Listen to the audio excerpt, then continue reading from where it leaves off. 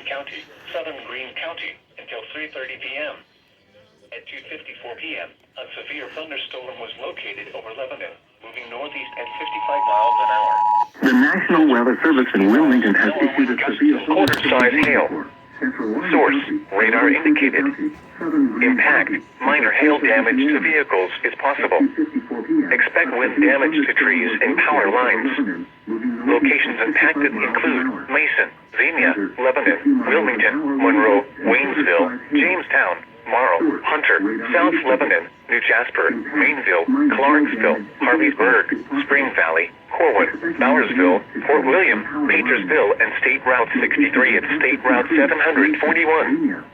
This includes the following interstates: I-71 in Ohio between mile markers 26 and 61.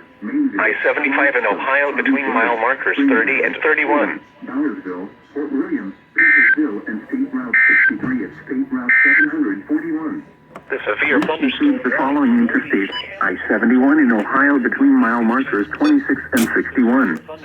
I-75 in Ohio between mile markers 30 and 31. The warning has been canceled. A tornado watch remains in effect until 6 p.m. for southwestern Ohio.